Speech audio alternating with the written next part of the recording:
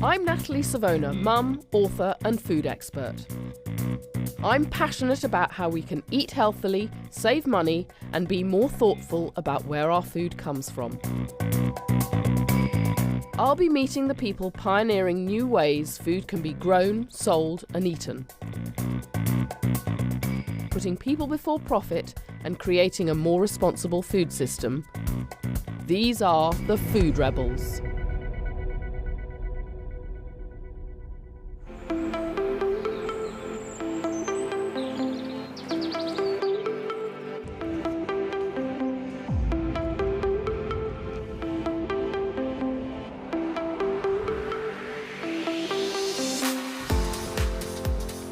This week we're in Devon, in Dartington, an estate that's been at the forefront of innovative, progressive and non-conformist farming since the 1920s. Following a recent land use review, the tradition of innovation has continued, with 15 tenants that have placed sustainable, locally driven food production at the heart of what they do. John Perkin is the main tenant, farming nearly 500 acres at Old Parsonage Farm.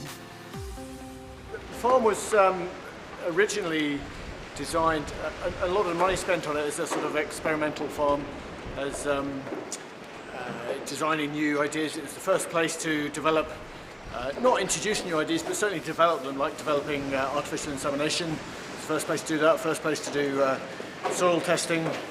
So it was quite inventive, and a lot of these buildings were really really modern in their time. A lot of people would come across from all around the world to see what they were doing here, to see how it was being developed.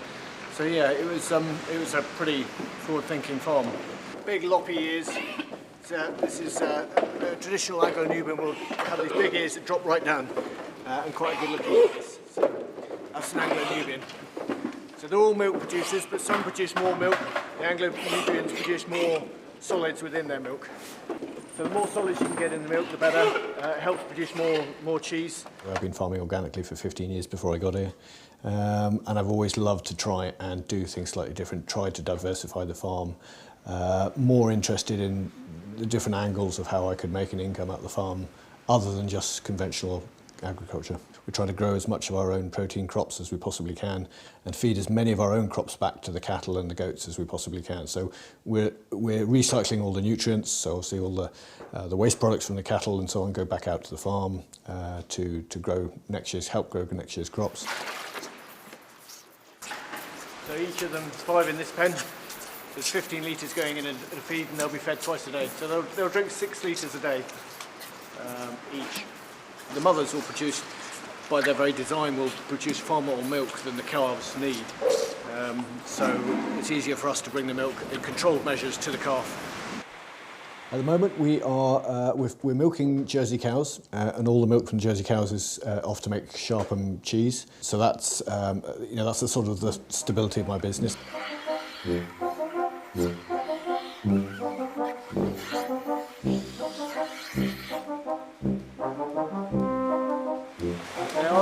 quite happy.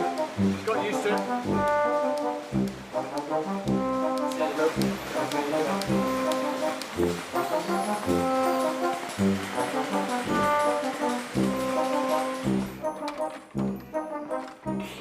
We're establishing a goat milking herd as well, so they come on board in April. And all the milk we want to sell direct to the public. So these goats were born last February, March time, so they're coming up for a year old. They'll kid down just over a year old at the end of April, beginning of May. And they eat their corn too quickly and then end up coughing. This is the billy. He's an Anglo-Nubian billy. As you can see, he's quite a big fella. They have a very distinctive smell about them. It's a good job it's not smell-o-vision because he's pretty distinctive smell. And he was a show Anglo-Nubian to start with. He spent the first part of his life as a show goat, and now he's getting down to do some real work. And we want to start producing our own ice cream as well, so we want to do further processing of the milk, take it one stage further, try and take the control of the product out of the hands of the multinationals and the big buyers, and take control ourselves, basically, trying to take out the middleman.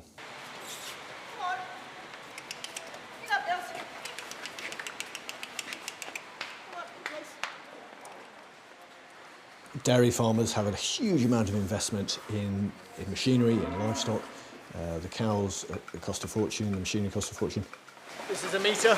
This will tell us how much milk she's producing. So at the end of the milking, you can tell how much each cow is produced in terms of in kilos. That's measured in kilos. So, and then they're very much committed, both long-term financially and long-term in their business. And you're selling to a company, a multinational, who has complete control over the price. They dictate what price you're going to be paid. And the bulk of dairy farmers at the moment are being paid less than cost of production. So it's, for my mind, it's you know, you can't sustain that for too long. You know, farmers are going to, well, they are going bust all the time at the moment because they simply cannot, you know, sustain that sort of business model. And for my mind, having control over your own product and your own is vital to even having a chance of making money in farming at the moment. One of the ways John is managing to ensure his dairy farming remains sustainable is the relationship he has struck with local artisan cheesemaker Sharpham.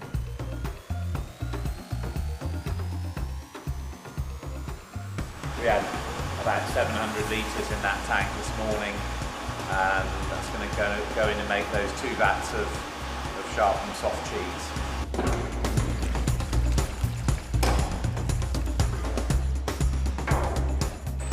So ironically, we're starting with fresh milk and making it go sour deliberately, but obviously it's a controlled starter culture, so we know exactly what's in it and its characteristics, and that's the beginning of the cheese making process. It was important for us that the cows were managed on a very extensive system, because that's what we've always done here.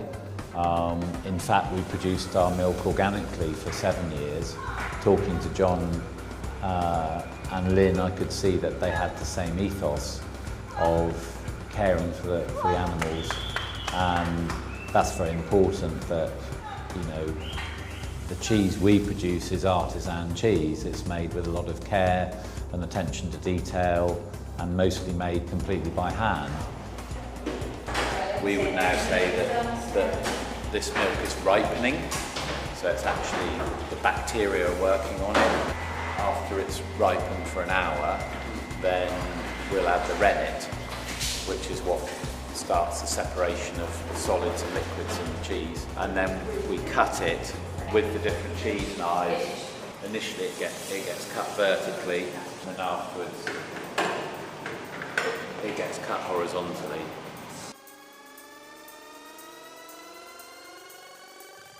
We end up with the solids all in the moulds and the liquid all in a bucket. That's kind of the cheese making process to separate the solids and the liquids.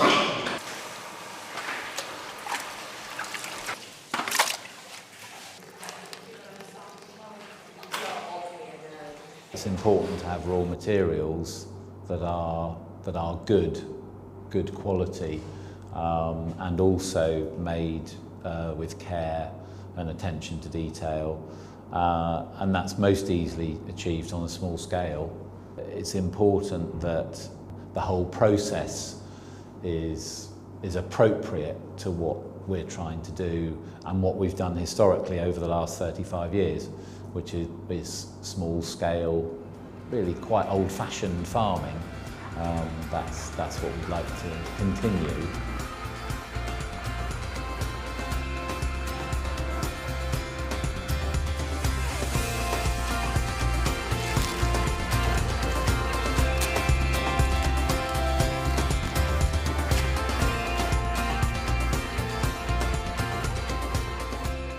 Join me after the break when I meet more of Dartington's inspirational tenants.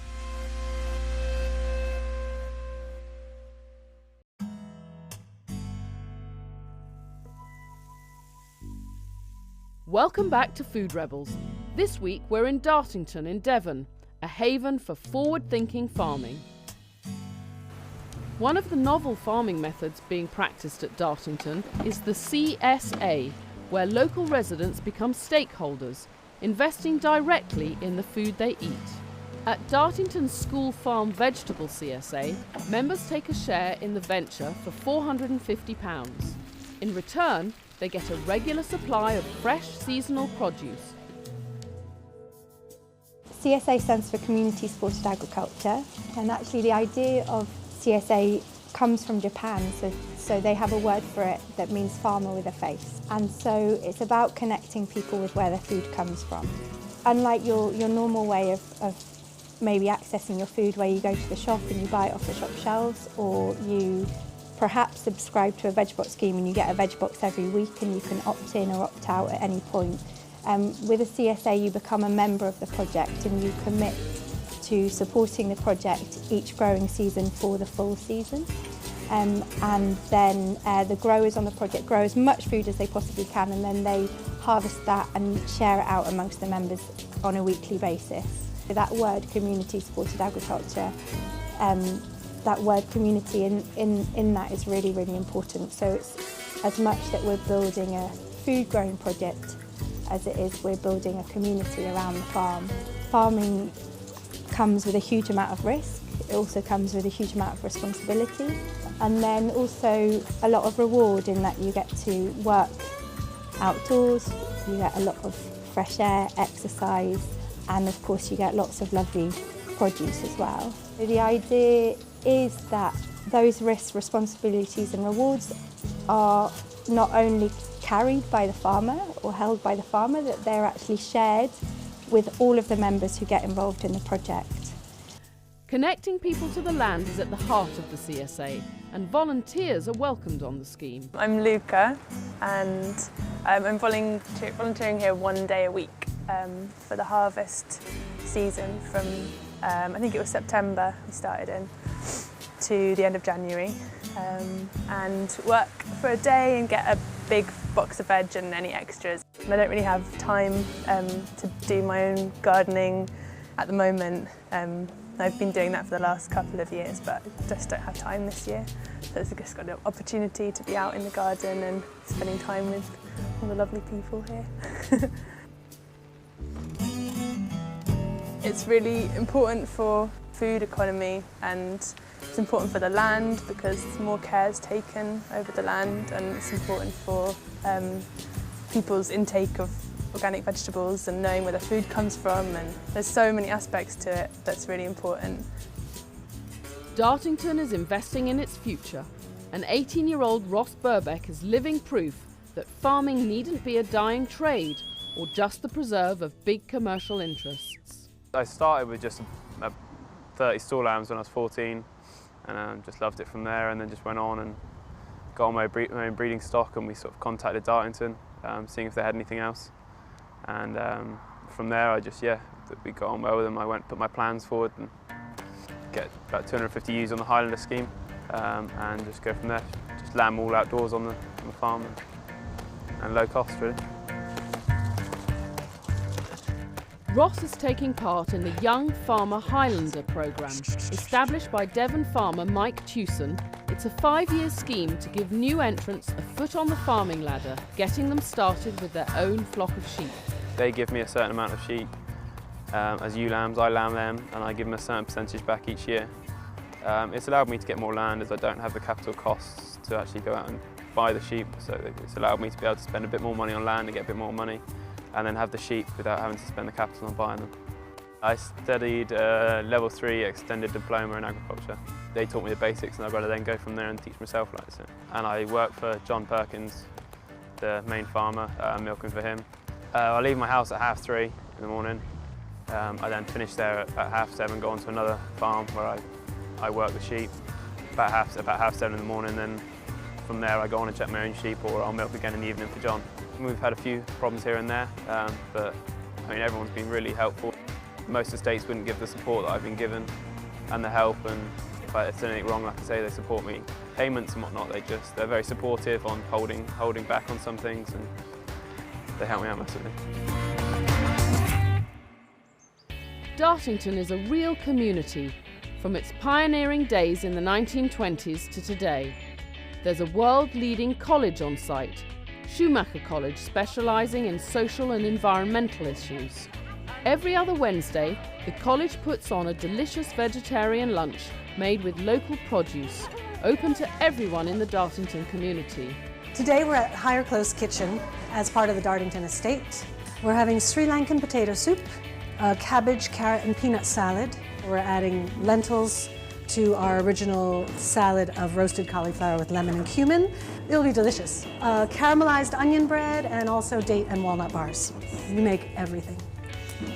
I've been at Schumacher for almost 5 years, and we started doing these lunches last year when we took over this space up at Higher Close, and the college short course had expanded. And Karen Williams, who's the Chief Financial Officer of Dartington, suggested that we open up these lunches, which were only for our students, to staff initially, just to kind of promote a feeling of camaraderie and inclusiveness. So we started out by doing it with the staff of Dartington, and then we opened it up to the volunteers of Dartington, and then we opened it up to tenants and now Dartington members. So it's gotten quite big. I've heard people tell me that they really like it, they feel like it's more part of, they're more part of a community this way, and they get to meet people that they wouldn't ordinarily meet, people who are just their neighbors at the time. So it's nice. Volunteers and students help create it. Not everyone's cooking, but everyone's eating. And everyone sits together, everyone has the same food, and there's a real inclusiveness about that. The idea is that by joining in the cooking and clearing up and cleaning, that people have other ways that they experience each other and the learning that they can do from each other. So even the academic teaching staff, they'll be helping by mucking in with all the cleaning, doing their stint, leading, washing up the group, or cleaning the toilets even.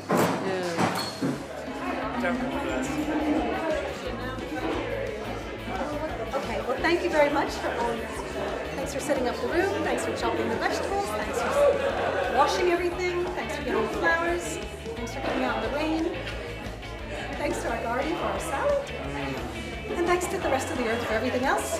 Blessings on me. Blessings on me. Okay. And now we go. Over 80 people have come together from across the estate to enjoy the feast.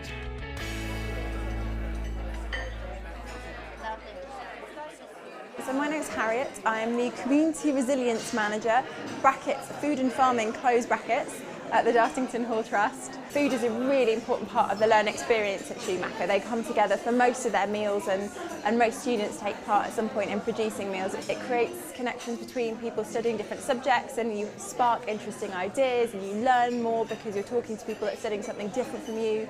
And they wanted to take the model that they do every day at the Schumacher College and widen it up a bit to include Dartington staff, but also people from our community. So today at lunch we have people that volunteer on the estate. We have a really active volunteer programme. We couldn't survive without them. They help us do a lot of our activities. We have farm tenants, we have members of staff at all different levels and from all different departments, and we have people that live on the estate and their children. We have Schumacher volunteers. It's one of the great things about food actually. I always love Michael Pollan, who's a kind of an American writer, says that you get to vote something like every 4 or 5 years to change the way or create the society you want to see, but actually with food you get to vote 3 times a day about the kind of society that you want to see, and I think this is a brilliant example of that in action. It's a wonderful way of sitting down round a table, which is always the best way of talking to varying people, and yet all the people sitting in this room have a like-minded idea. So they're all in favour of supporting Dartington, and they're all in favour of ecology and saving the world and all the nice green things. On the other hand, we all come from very diverse backgrounds. You having a good lunch, John? Very good. It can't be that bad, it's all gone. Good.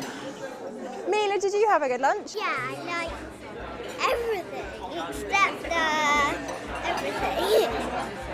I like everything that I like. Dartington Estate is living proof that viable farming can be practiced responsibly and with care for animals and the land. It's also proof that innovation and diversity can go hand in hand with this. I'll leave the final words to John. If we can show, particularly maybe other farmers, but also governing bodies, that actually it is possible to farm this way sustainably, and that's not just sustainably in terms of inputs and exports and so on and so forth, but also financially, so that we can actually make a living and create labour and so on and so forth. And then slowly you begin to sort of impact on maybe governmental policy and so on and so forth. So it is possible. You start with small things, but yeah, bigger things happen.